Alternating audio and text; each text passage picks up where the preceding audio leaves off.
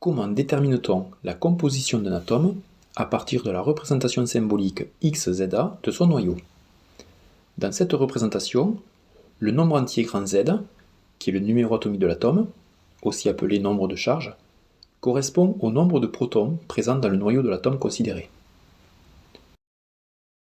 Le nombre grand A, appelé nombre de masse, correspond au nombre total de nucléons présents dans le noyau. Enfin, grand X désigne le symbole de l'élément. Donc, dans cette représentation, ce noyau, cet atome, possède grand Z protons et grand A nucléons.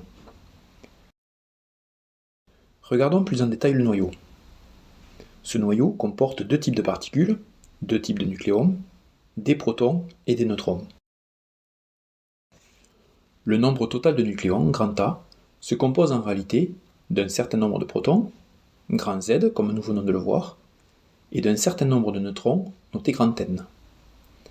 On a donc l'égalité A nucléon égale grand Z protons plus grand N neutrons. On en déduit le nombre de neutrons, grand N égale A-Z. Pour l'atome, c'est-à-dire que nous considérons le noyau entouré du nuage électronique, cet atome est électriquement neutre, c'est-à-dire que sa charge totale est nulle.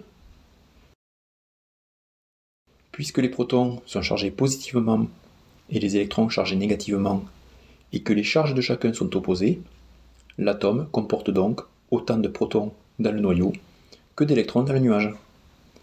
Puisqu'il possède Z protons, il possède également Z électrons. Donc en résumé, le noyau XZA possède Z protons, grand A nucléons et A-Z neutrons. Attention, ceci ne concerne que le noyau, on ne compte pas les électrons puisqu'ils sont extérieurs au noyau. L'atome, neutre, possède lui Z électrons.